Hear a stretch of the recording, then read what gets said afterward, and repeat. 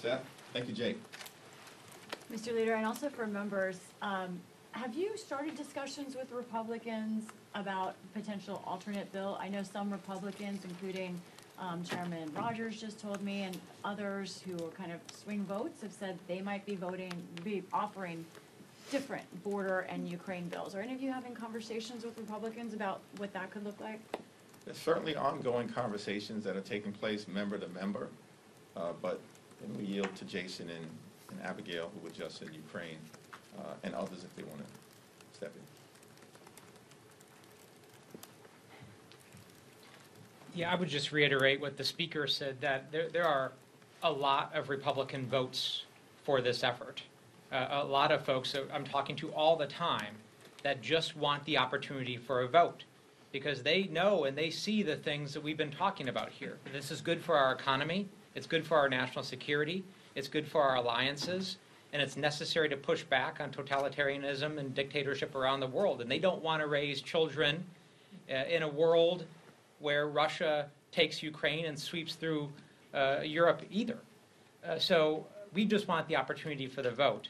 And as some of my colleagues have also pointed out, this is just a good investment for the American people. You know, this bill constitutes, and our aid overall constitutes less than 5% of our defense budget, our annual defense budget. So for 5% of our annual defense budget, we're protecting our economy, we're protecting 100,000 troops, we're protecting our allies, we're ensuring a prosperous and stable Europe, and we're also supporting American workers and businesses while we're doing it.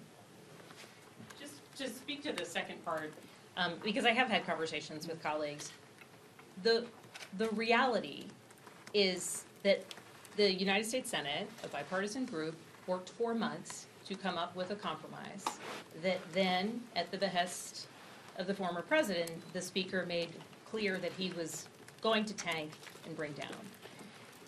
And so while I appreciate, and I speak only for myself on this, while I appreciate that some of my colleagues now want to have conversations about what has been a broken system for years upon years, it's too late to start fresh.